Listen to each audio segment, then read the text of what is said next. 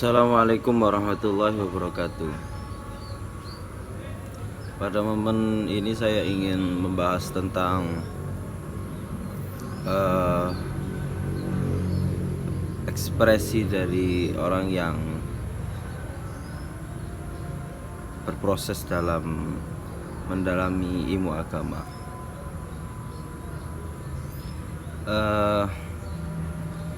Kalau kita lihat dari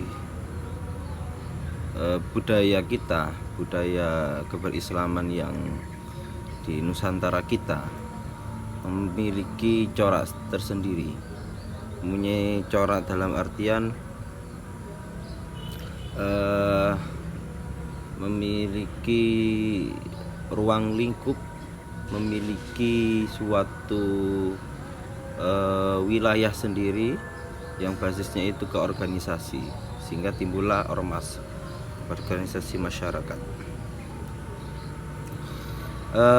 Organisasi terbesar di Indonesia yakni Nahdlatul Ulama, dan nomor 2 yakni Muhammadiyah. Kalau dari sejarahnya memang mempunyai corak ruang lingkup tersendiri, maka kita bisa mendudukkan bagaimana orang-orang yang masuk di organisasi tersebut mempunyai konstruk dan paradigmanya tersendiri.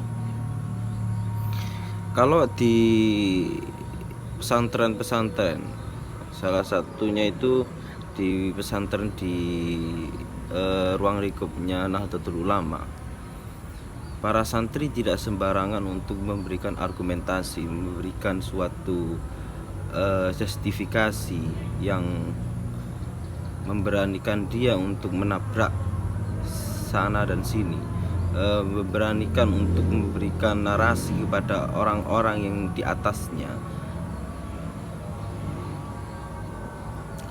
Lebih dari itu, keilmuan di pesantren, khususnya dari Nahdlatul Ulama, adalah keilmuan yang berprosesnya sangat lama, hingga puluhan tahun.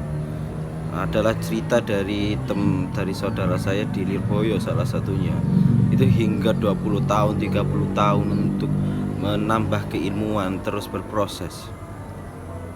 Pulang dengan keilmuan yang banyak tidak melulu mendalihkan ini itu benar, ini itu salah, tapi lihat memang dari proses siapa yang diajak omong, ruang lingkupnya itu bagaimana.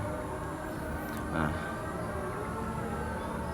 hingga kalau dikatakan kita itu ada suatu kubu, maka golongan kita atau golongan yang dikatakan Nahdiyin itu lebih banyak orang-orang yang berpendidikan dalam segi ilmu agama. Dia sangat mengetahui hingga dari akar hingga ke buah. Semua keilmuan dalam segi agama dia ketahui, tetapi tidak langsung mengekspresikannya dengan percaya dirinya, mendalihkan orang itu salah, ini salah, tetapi sangat wise, sangat bijak, sangat menghati-hati, sehingga ada rasa tidak nyaman dari tokoh-tokoh ulama Nahdlatul Ulama dengan orang-orang yang baru kemarin belajar, baru kemarin mengetahui, sudah berani untuk memberikan statement, sudah berani ngomong di YouTube, berani untuk menyalahkan ini dan itu. Maka disinilah mendudukkan rasa ketawaduan, rasa tidak tahu untuk terus belajar dan menambah keilmuan. Fenomena ini mungkin kita bisa mengambil suatu pijakan.